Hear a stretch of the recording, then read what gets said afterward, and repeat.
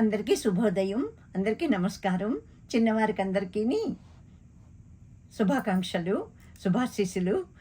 ఈరోజు నేను గోత్రం యొక్క విలువ, గోత్రం యొక్క నిజమైన శక్తి అన్న టాపిక్ మీద మాకు హైదరాబాద్ నుంచి మిత్రులు పంపించారు. దాని గురించి నేను ఇప్పుడు అది చదువుతాను, వినండి. చాలా ఆశ్చర్యంగా ఉంది. ఇదివరకు కూడా విన్నాను, చదివాను, మెసేజ్ కానీ గుర్తులేదు. ఇప్పుడు మళ్ళాను ఇంకొకరు పంపించారు. మనం పూజ దగ్గర సంకల్పం చెప్పుకుంటాం కదా, చాలామంది తెలుసున్న వారందరూ.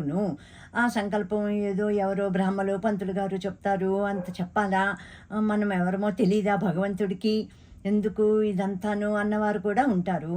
కాదు, సంకల్పం చెప్పుకోకుండా అసలు పూజ చెయ్యం అనుకునేవారు కూడా ఉంటారు. మా ఇంట్లో కూడా బాగా సంకల్పం చెప్పుకుని చేసుకోవటమే అలవాటు. మామూలుగా నిత్య పూజ అయితే ఓకే, అది కూడా నేను ఒకానొకప్పుడు నిత్య పూజ కూడా రోజు సంకల్పం చెప్పుకునే చేసేదాన్ని. అది లోక సంక్షేమార్థం అని కూడాను చెప్పుకోవటం, అట్లాగా అలవాటు. ఇప్పుడు స్పెషల్ డేస్లోనే కొంతమంది చెప్పుకుంటారు. అది ఎవరు వీళ్ళని బట్టి వాళ్ళు చేస్తారు. ఇప్పుడు ఆ గోత్రం అన్నది ఏదో మొక్కుబడిగా కాకుండా పంతులు గారే చెప్తారు అన్నది కాకుండా దాని గురించి వివరాలు ఉన్నాయి. అది గోత్రము అనేది ఒక శక్తి మన గురించి అన్నది ఉందన్నమాట. ఇది నాకు కొంచెం ఆశ్చర్యం కలిగించింది.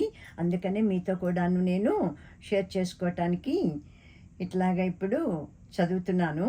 గోత్రం అనేది ఒక శక్తి లాంటిది అన్నట్టు చెప్పారనమాట. మీ గోత్రం యొక్క నిజమైన శక్తి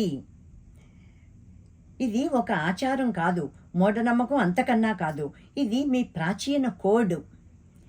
ఈ థ్రెడ్ను పూర్తిగా చదవండి. ఇది మీ గతాన్ని అర్థం చేసుకోవటానికి ఎంతో అవసరం. గోత్రం అనేది మీ ఇంటి పేరు కాదు, ఇది మీ ఆత్మిక DNA. అవును, చాలామందికి తమ గోత్రం కూడా తెలియదు. పూజలో పండితుడు ఏదో చెప్తాడు అని అనుకుంటాం, కానీ అది అంత తేలిగ్గా తీసి పారేసేది కాదు.